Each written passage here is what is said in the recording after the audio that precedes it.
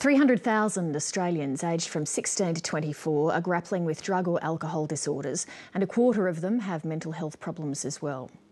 With such alarming statistics, authorities are keen to make sure at-risk youth are getting the help they need.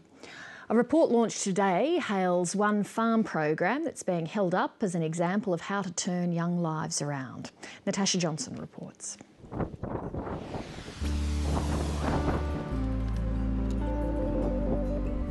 To a beautiful place in the New South Wales Southern Highlands come youths whose lives have been anything but.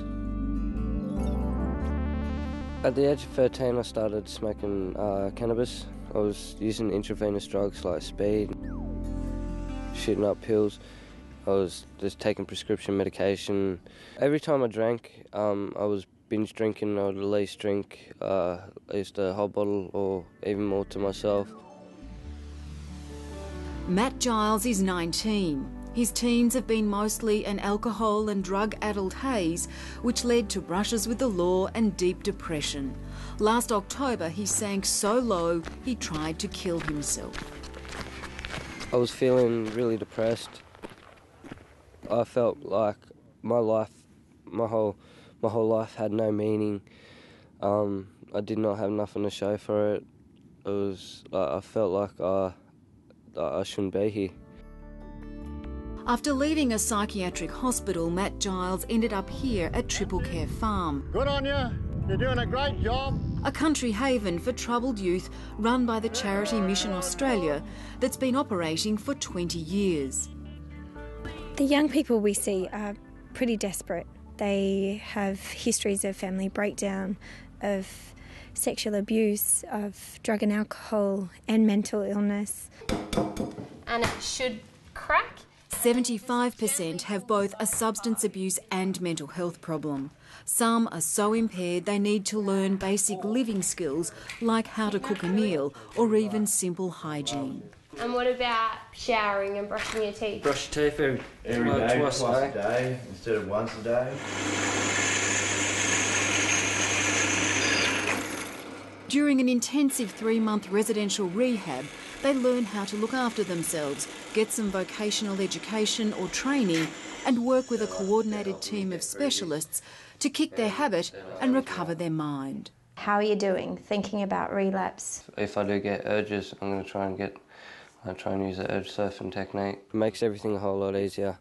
You don't have to travel far to see someone else about something.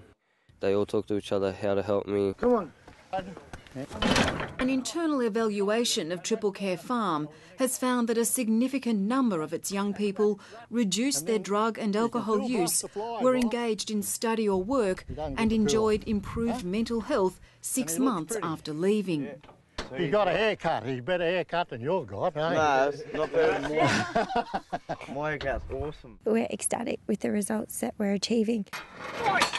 But what's worrying them is the number of young people who don't get help. Triple Care Farm accommodates 110 people annually, but says last year it received 6,000 inquiries from across Australia. A day wouldn't go by that I don't end up with a phone call from some mother who is crying on the phone because they are so worried that the young one is going to commit suicide and that they just cannot get anybody to treat the person. The vast majority of young people get no help whatsoever.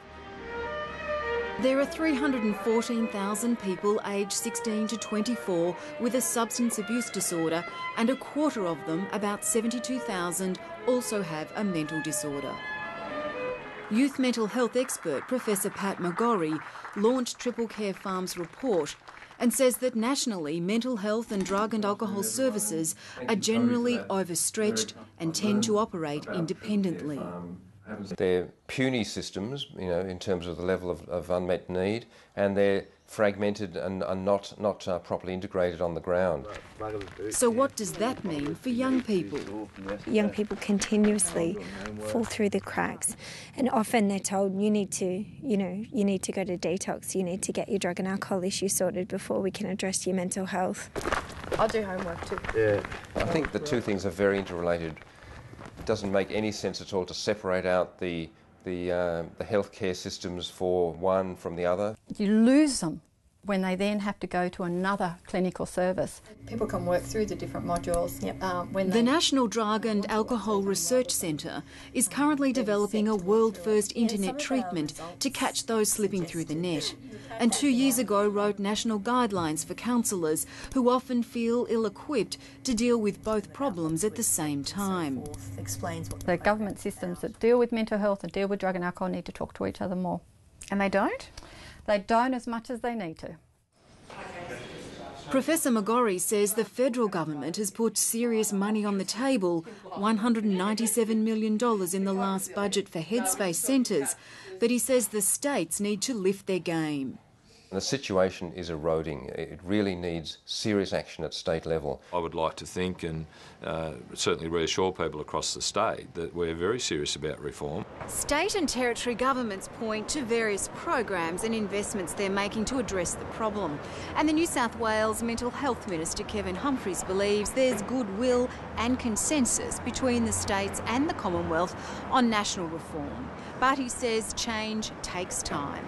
Things are starting to turn around now, I believe, but in terms of wider systemic change, we're a few years away from that. One of the lucky ones to get help, Matt Giles is now returning to the real world, determined to resist the lure of drugs and drink for the sake of his young son. Yeah, come on. I feel amazing. I can't wait to get my life back on track. For my son to know me, to call me Dad, and to recognise me every time we see each other. That report from Natasha Johnson, and that's the program for tonight.